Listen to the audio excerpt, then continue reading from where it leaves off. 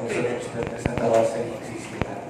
Ang ating pong tagapakulo ay si Kalandalang Real C. Gomez, ang inyong pong katahimikan ni ating pong hindi.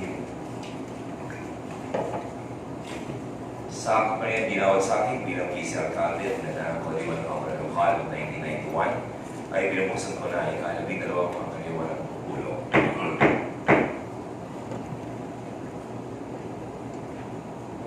Para po sa aking pananangin na ng presensya ng Panginoon. Panginoon, lubos po kami naniniwala ang pagkakasi sa tanging lugar para sa pagkukulay, pagkukas, uli ang bawat isang kagawad, isang kulay ng puso. Huwag po ninyong itanutulot ang nakuna sa namin sariling interes. Hanggang po ninyo ang upang pamamaraan ng pagpapahayag ng sabisa at tayo ulit paniglala at sulikat. Sa halip ay kabayanin mo kami sa tunay na natin at sa pagpuli ng aming pinagpapaan. Pagkakupan ninyo kami ng ilaw mong pagkagamit sa pagkakalbo ng mga tarungan, pagpapasya at pagkakaisang serbisyo sa aming kapwa. Ngayon din po, bigyan niyo kami ng lakas ng loob at tibay ng tubig upang maharap at magpasan ang lahat ng posibleng. At bilang panguli, huwag po ninyong pabayaan ihasin sa aming mga puso at isipan ang pagpamuhi at pagpuso ng piliin ninyo ang pagkakabitis natin bilang isang para sa para sa pag-asa, tiwala, tiwala sa aming Nasaliti natin ang ating orasyon parada. Orasyon parada, prayer against COVID-19. Brother, Father, we come to you in our name to ask your protection against the 2019 and coronavirus that has claimed lives and has affected many. We pray for your grace for the people tasked with studying the nature and cause of this virus and its disease, and of stemming the tide of its transmission. Guide the hands and minds of medical experts that they may minister to the sick with confidence and compassion, and of those governments and private agencies that must find cure and solution to this epidemic. We pray for those afflicted, may they be restored to health soon. Grant us the grace to work for the good of all and to help those in need. Grant this through our Lord Jesus Christ, your Son, who lives and reigns with you in the unity of the Holy Spirit, God, one God forever and ever. Amen. Mary, help of all Christians, pray for us. Saint Raphael the Archangel, Pray for us. Saint Rock, Pray for us. Saint Lorenzo Luis, Pray for us. Saint Pedro Calungsod, Pray for us. in the name of the Father, and of the Son, and of the Holy Spirit. Maraming salamat sa Kaunti at SK Proto sa panalangin. Hindi ko sa katalihim ang tawag sa dalawang kagawad. Tinatawagan po ang lahat kasapit sa ngayong pangusol ng Siyudad ng Santa Rosa. Nagkagalang Sonia Algate, nagkagalang Maitor Sendan, nagkagalang Ina Clarissa Cartagena, nagkagalang Laudo Mercata, nagkagalang Roy Vizanes, nagkagalang Maria Teresa Alano, nagkagalang Rodrigo Malapitan, nagkagalang Antonio Dusan Jr., nagkagalang Wilfredo Castro, nagkagalang Jose Joe Lara, nagkagalang Godofredo de la Rosa, ABC President, at nagkagalang Thomas Jens at Ian Baligo, SK Federation President. Meron po tayong sapat na bilang tulong ng mga publiko. Maraming salamat sa ating kalihim at sa pagkakaya ng isang kabilang at ay pagpatuloy ang ating ikalabing dalawang pangkaliwan ng pagpulong. At ang ating isusunod ang pagbasa at pagpatibay sa katipikan natin ng karaang pagpupulong. Ginoong Pinapangulo,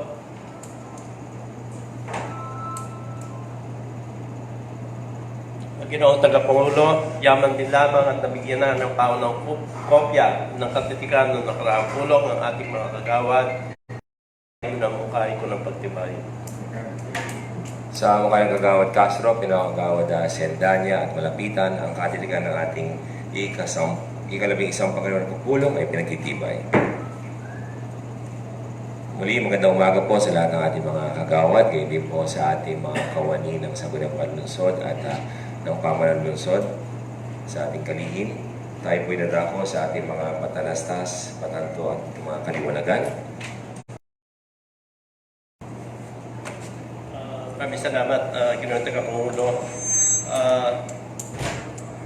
Noong pong March 10, 2020, ang inyong pong likod ay nakatanggap ng isang liham galing kay Frank F. Pahutagana, Regional President ng Calabarzon Regional Federation of Senior Citizens.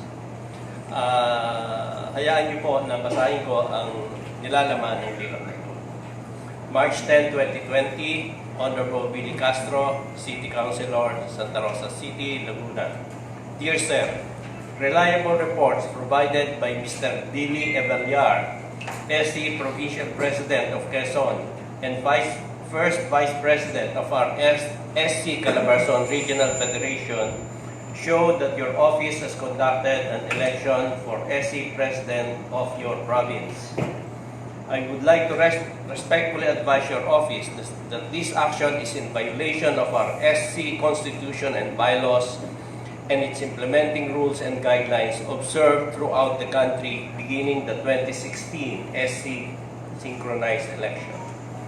Please be advised further that we have officially reported this matter to our National Federation of Senior Citizens and to our SC party list, Congressman Francisco Gamboa Datol.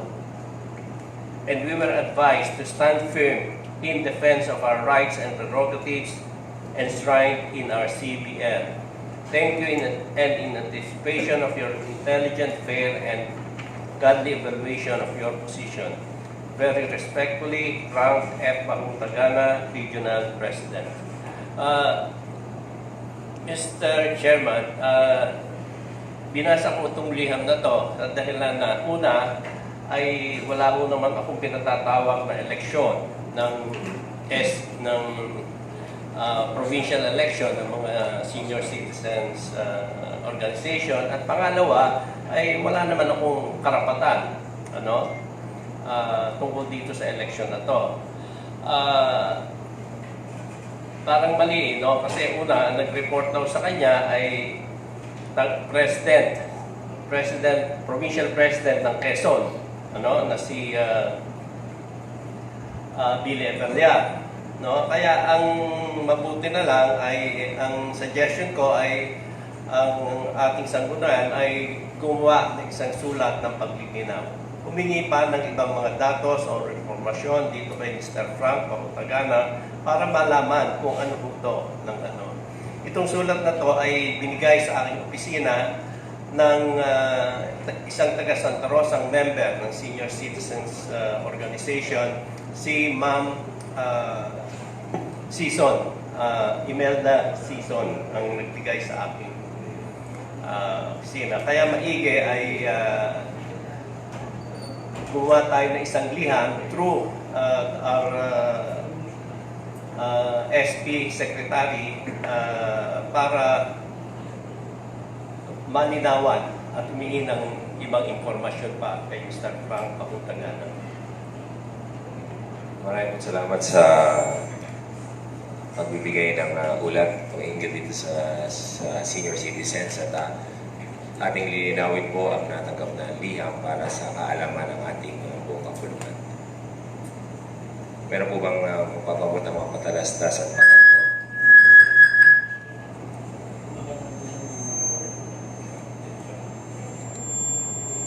Wala na pong mga patalastas at patanto. At nais ko lang ipabatid sa lahat ng Proclamation number 934 mula po sa ating Pangulo Rodrigo Duterte. Dinideclare po o dineklara ang 4th week of March as a National Week of Prayer. Ito ay nakaraang linggo lang niya pinalabas, at itong last week, 4th week of March ay National Week of Prayer, at nais kong basahin na po nilalaman itong Proclamation number 934. During the aforesaid week, I urge all Filipinos and all faiths, religious tradition, and backgrounds to unite our hearts in prayer as we face the COVID-19 threat. fixing our eyes on the Almighty in this time of affliction. I ask everyone to pray for the recovery of those who are now suffering from COVID-19, for comfort to those who lost loved ones, and for the protection of all, especially the most vulnerable sector of society. Pray also for strength and endurance for our outstanding medical professionals and health workers on the front lines, your military and law enforcement officers, the government officials, and personnel dealing with the present threat, and all Filipino who are working tirelessly to protect our communities, sacrificing their lives in the service of the country. Through prayer, let us, as one nation, find strength and defeat this invisible enemy with the aid of the blessing of God. So yun po yung mensahe ng proclamation.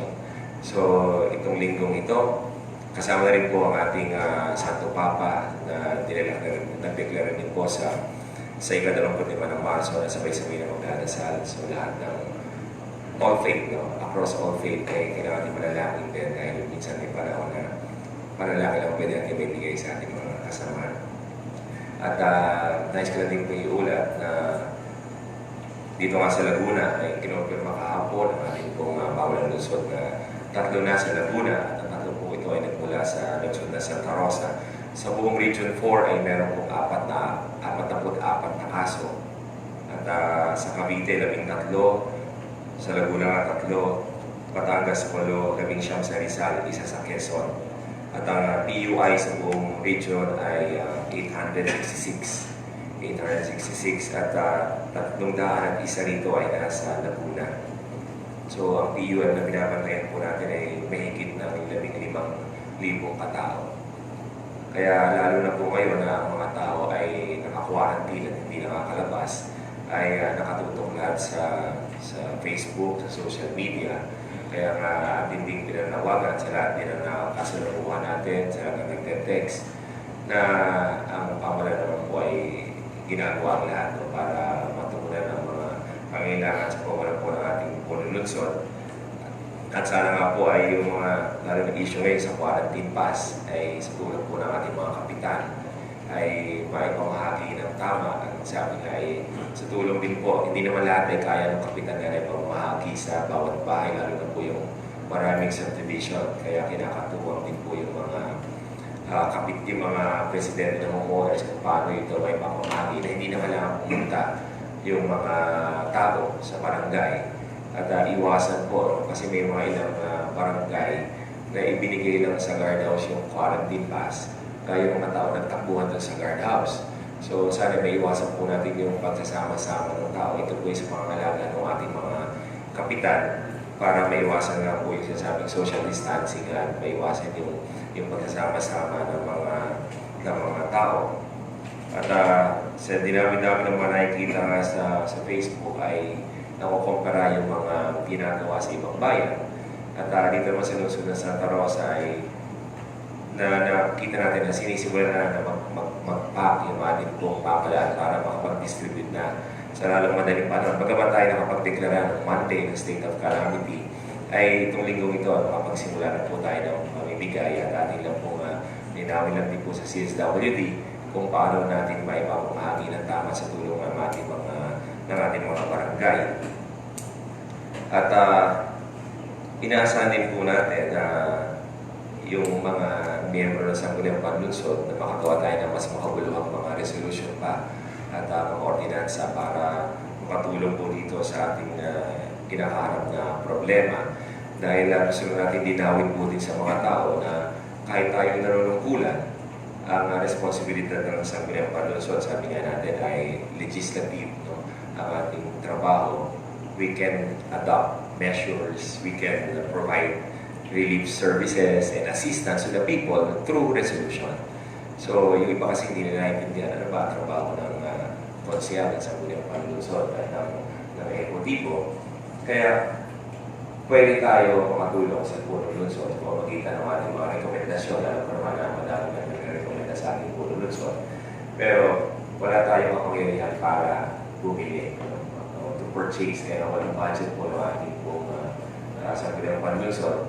At ang but we can allocate funds para magamit na mayor dito dito lang dahil alam naman natin lahat na ang mayor talaga may power to execute, power to implement. Sa kanya sabi nga sa Sarikal Batas sa Republic Act 7160 na yung the power and the duty to execute, to implement, exercise general supervision and control ay nasa mayor. No? Kaya hindi naman natin lalampasan ng Puno Luzon, kundi kailangan na po natin na magkaisa para po dito.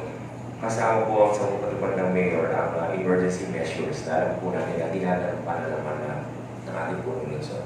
Kaya po tayo ay nananawagan sa mga kapitan at pagpagin na natin liga ng mga barangay sa ating po Puno Luzon, pero din po na tayo nananawagan na ang Sangguniang Panlungsod po ay nandito lamang kung anong kailangan sa sanggunian, lalo na yung mga kinakailangan na solusyon o finansa ay handa tayong tumulong sa pangailangan. Kung kinakailangan mag-distribute, alam ko na nandito ang Sangguniang Panlungsod para tumulong.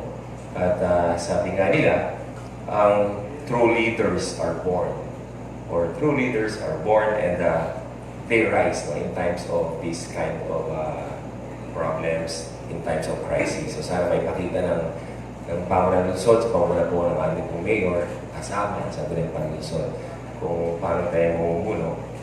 At ang kailangan po natin dito, sabi natin, magkaisa po tayo sa ating mga kababayan. Paalala po natin na sumunod sa national directive, sa ating pong pang-uusap ng ating pong Puno Luzon para po sumunod po sa ating mga pinapatupad na hindi na kaya ng ating pamunan ng lungsod, hindi kasama ng ating mga kababayan dito sa usapin na ito.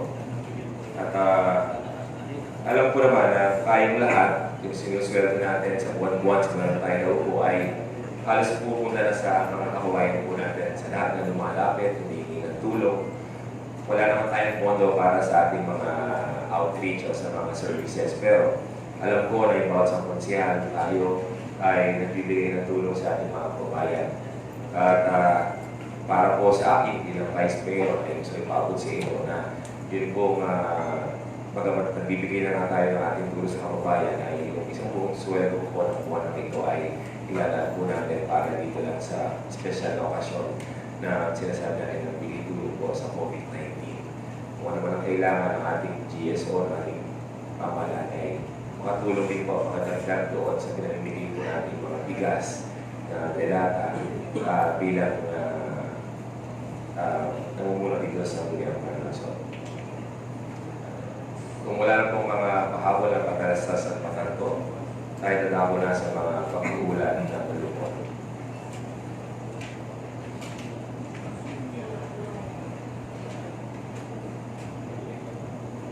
Kagawad sa Diaga.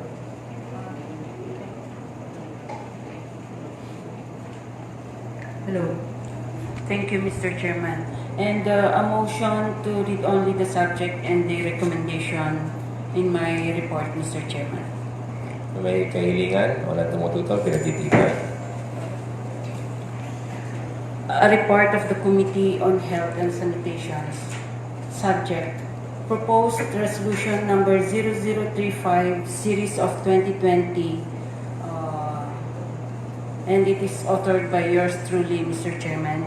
Recommendation: to show our appreciation to all the hard work of our heroes, it is only right to extend our gratitude and full support of our frontliners, the CDRRMO, the medical staffs of CH01 and 2, and Santa Rosa Community Hospital, and other local health agencies who put their lives at risk in order to save the lives of the citizens of our country, particularly in the city of Santa Rosa.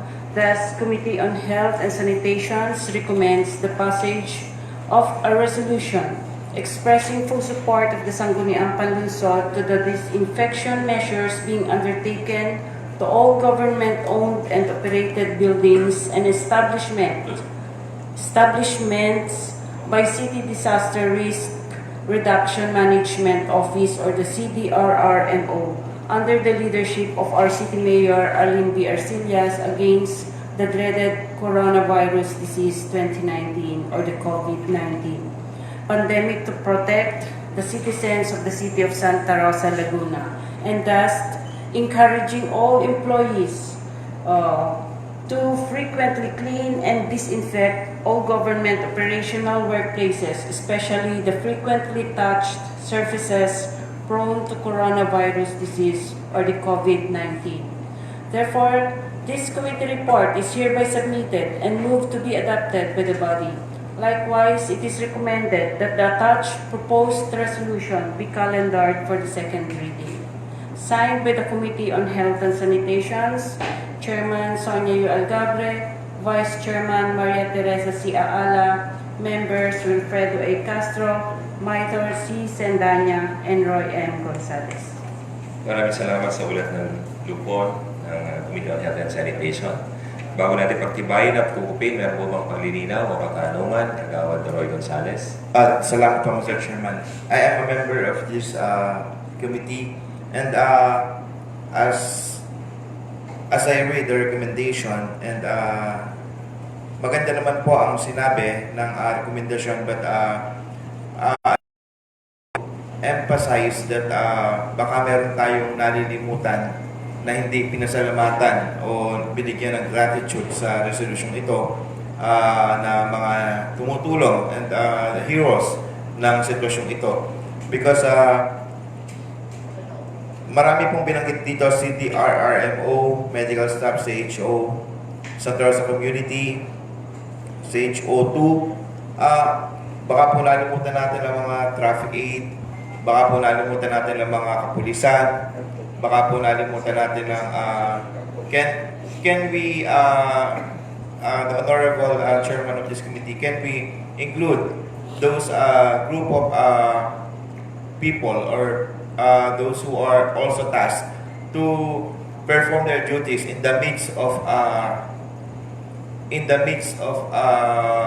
danger, para baka po kasi syempre ito yung isang resolution na dapat banggitin natin lahat yung mga nagtatrabaho dito. So, and I would like to recommend that traffic aid, the CTRMEU, tama ba yun, Kusel June? And our PNP, Santa Rosa, should also be part of this resolution. Also the MCOG, Mr. Chairman, because they are a vital part of the operations. Kagawad Algabre. Yes, Mr. Chairman. Thank you for that recommendation, Mr. Chairman, of Councilor Roy Gonzalez. But we are all heroes when we are preventer COVID-19 disaster in our country, Mr. Chairman. At lahat po naman, kung pwede kong banggitin lahat, pati po dapat pulis.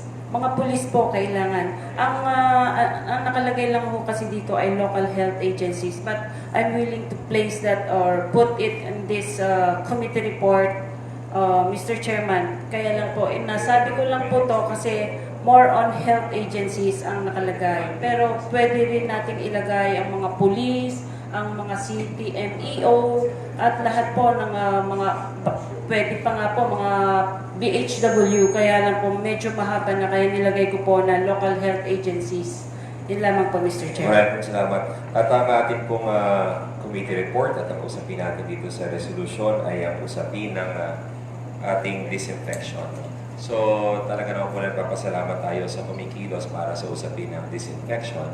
At nagpapasalamat din tayo sa Puno Lungsod na namumuno ng Mayor Arlene. Kasama po ang Disaster Risk Reduction Management Office o Council na talagang pag may narinig ka agad na kaso ay takbo ka agad. Kahit madaling araw yan, na isang gabi, madaling araw, nandun agad sa Makabling.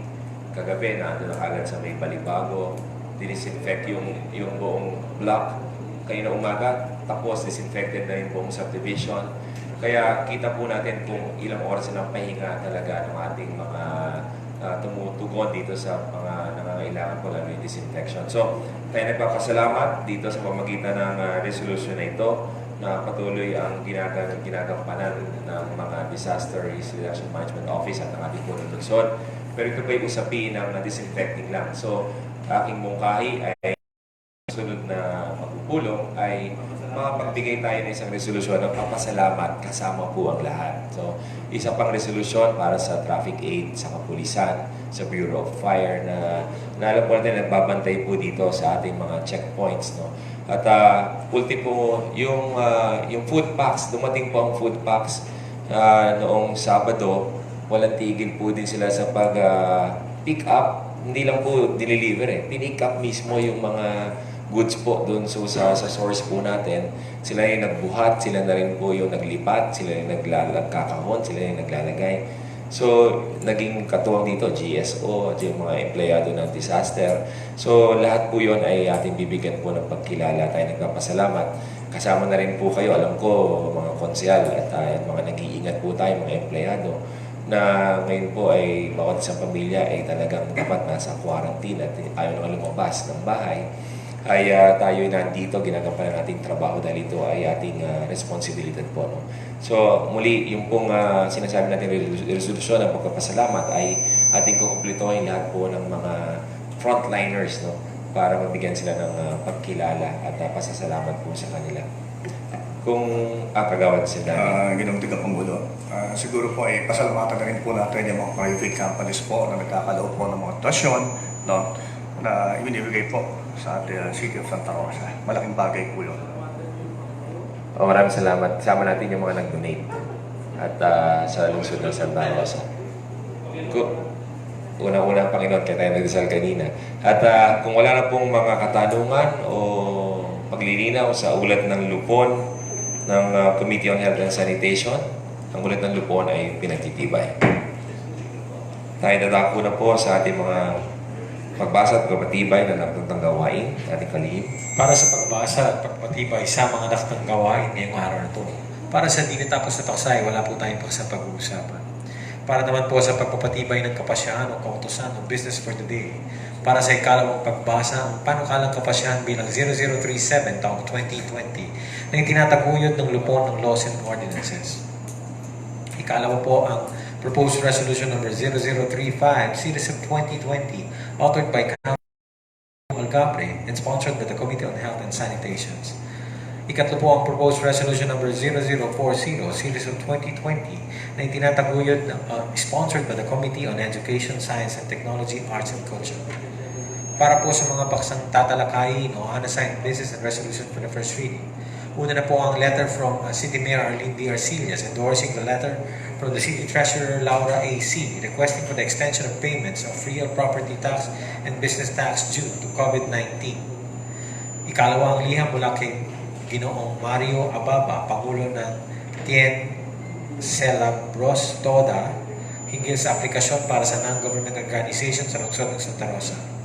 Ikatlo ang lihim ng katitikan ng pangkaraniwang pulong ng Sangguniang Barangay ng Dita para sa pagkupkup at pagpatibay ng Sangguniang Panglungsod na may titulong Kautosang Barangay bilang 065 serya ng 2020 o isang kautosan na pinagtitibay ng Sangguniang Barangay ng Dila na nag-aata sa lahat ng may-ari ng mga establishmento na sasakupan ng Barangay Dila na magsagawa o maglagay ng mga pamamaraan sa kanilang mga tindahan, negosyo o pinamamahalaan ng pagkontra ng lumalaganap na COVID-19 coronavirus gaya ng hand sanitizing policy, gaya ng alcohol o gel sanitizers o kaya ay temperature screening.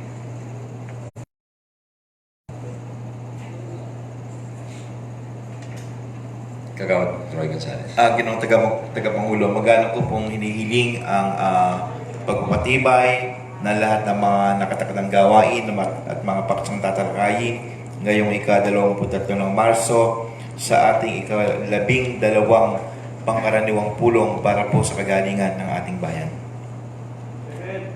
Sa mukha ng Kagawad Gonzales, Kagawad Joel Aala, Toti De La Rosa at Ian Pareiro. Ang ating nakatang gawain para sa ika-12 pangkaraniwang pulong ay pinagtitibay. Una na po ang para sa ikalawang pagbasa, panukalang kapasyahan bilang 37, Kagawad Sonia Algabre. Panukalang kapasyahan bilang 0037 taong 2020. Ang kapasyahan na nagpapatibay ibaba para sa taong 2020 na nagkakahalaga ng 12,440,471 piso, alinsunod sa mungkahi at pag-aaral ng Local Finance Committee at sumasailalim ng batas, pamantayan at iba pang alituntunin. Minumungkahi ko po, kagalang-galang pangalawang punong lungsod na ang panukalang kapasyahan bilang 0037 taong 2020 ay maaprubahan sa pangalawang pagbasa. Sa mga kagawad Sonia Algabre, pinarang kagawad Sendania at Toti de la Rosa, panukalang kapasyahan bilang 37, pinagtitibay sa ikalawang pagbasa. Proposed Resolution number 35, kagawad Sonia Algabre. A proposed resolution number 0035 series of 2020. A resolution expressing full support of the Sangguniang Panlunsod to the disinfection measures being undertaken to all government-owned and operated buildings and establishments by City Disaster Risk Reduction Management Office or the CDRRMO under the leadership of City Mayor Arlene B. Arcillas against the dreaded coronavirus disease 2019 or the COVID-19 pandemic for the protection of the citizens of the city of Santa Rosa, Laguna, thus encouraging all employees to frequently clean and disinfect all government operational workplaces, especially the frequently touched surfaces prone to coronavirus disease or the COVID-19. I move that this proposed resolution number 0035 series of 2020 be approved for second reading. Proposed Resolution number 0035, authored by Councilor Sonia Algabre, sponsored by Committee on Health and Sanitation, seconded by Councilor Sendanya, pinagtitibay sa ikalawang pagbasa. Proposed Resolution number 40, kagawad Joel. Ito ang makasaysayang resolution. Yeah. Proposed resolution number 0040 series of 2020. Sponsored by the Committee on Education, Science and Technology, Arts and Culture. A resolution condemning the violent conduct, discourteous manner, and arrogant behavior of Miss Nesita F. Barba, Principal, School Head of Tagapo Elementary School, and for other purposes. I move that this proposed resolution number 0040, series of 2020, be approved for second reading. Proposed Resolution number 0040, sponsored by the Committee on Education, Science and Technology, as a motion by the Chairman, Kagawad Joel, and seconded by the Council. Pinagtitibay sa ikalawang pagbasa. Para po sa ating mga paksang tatalakayin, una na po ang maliyang mula sa ating Punong Lungsod Arlene Arcillas, endorsing the letter from City Treasurer Laura C. requesting the extension of payments of real property tax and business tax due to COVID-19. So ito ay ating hakbangin para alam naman natin lahat, halos lahat ng negosyo, lahat ay naapektuhan, walang kumikita, walang pambayad, lalo po dito sa ating mga buwis na pinapagib, ay ating bigyan ng pagkakatasan ng mga pambayad ng mga pawi. Iliwan natin sa committee ng Finance and Appropriation, matawag Billy Asno.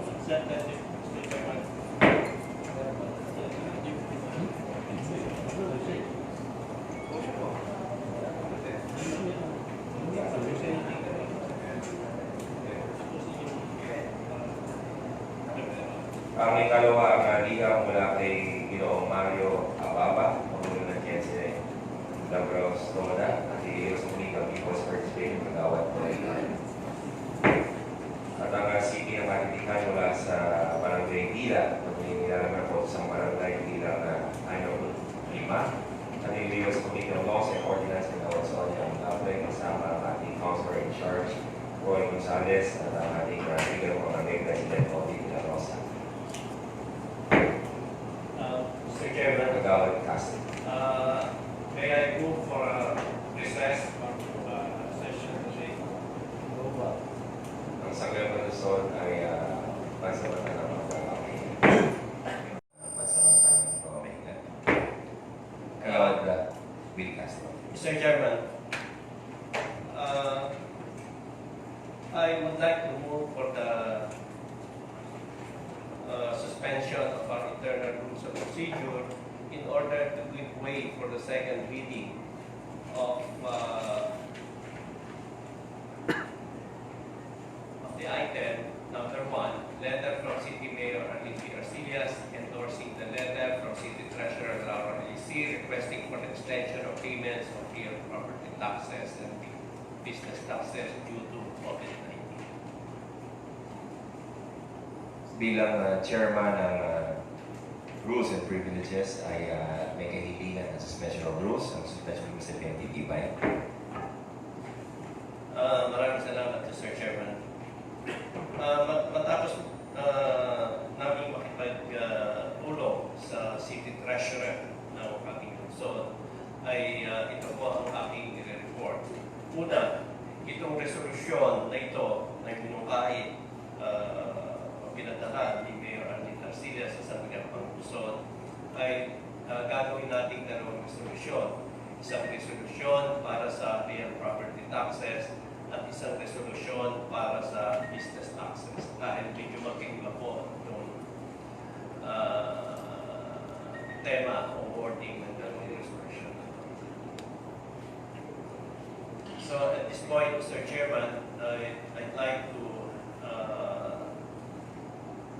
read proposed resolution number 41, the resolution granting extension of the time of payment for the first quarter 2020 real property tax in the city of Santa Rosa, Laguna until June 30, 2020 without penalties and with applicable discount in order to help the citizens of the city of Santa Rosa for the payment of the real property taxes subject to all legal laws, rules, and regulations. Mr. Chairman, I move that proposed resolution number 41 be approved for second reading. Pag-nilinaw lang po, resolution number 41, yung sa liham po ng ating pong punong lungsod. Ito ay napaliwat naman sa Committee on Finance at bilang pagbabalik ng ating pong pagpupulong ay hinahali na sa dalawa. Ang una po ay sa real property tax. Ito po ay hanggang June 30. May kasama po ba mga discount po ba yung mga ito o anong o wala penalty? Kung nakabayad sila on time sa June 30, 2020, walang subject sa discount to. Meaning wala na rin kung penalty. Maraming salamat. Ganda at malaking tulong para sa mga kabayan ng media na lalo na yung wala po silang mga negosyo, walang trabaho, walang kinikita, na hindi nakabayad ng kanilang pamilya o real property tax sa takdang panahon. Iusod ng Sangguniang Panlunsod sa mukha ng Kagawad Willie Castro hanggang June 30 na walang penalty at may discount pa pag nakabayad sila hanggang June 30. Sa mukha ng Kagawad Castro na pinakawalan ng buong kapulungan, paano ka ng resolusyon na ka-41 at itibay sa ikalawang pagbasa? Kagawad Castro. Mr. Chairman, proposed resolution number 42, a resolution granting extension of the time of payment for 2020 business taxes for the second quarter of the year in the city of Santa Rosa, Laguna until July 20, 2020 without penalties in order to give for payors more time to process their payment of business permits and licenses subject to all legal laws, rules, and regulations. Mr. Chairman, I move that proposed resolution number 42 be approved for second reading. Maraming salamat sa panukalang resolusyon, lalo na para sa mga nag-negosyo na walang kinikita. Bagamat ang kahilingan sa atin ay hanggang ika-30 ng Abril. Maraming salamat sa pagpapalawig hanggang ika-20 ng Hulyo sa taong kasalukuyan. So, ang business tax ay maaari silang makapagbayad ng penalty hanggang July Tama po ba, sa Chairman? Sa mukha ng Kagawad Willie Castro na pinangalagong kapulungan, ang panukalang resolusyon na ika-42 pinatitibay sa ikalimang pagbasa.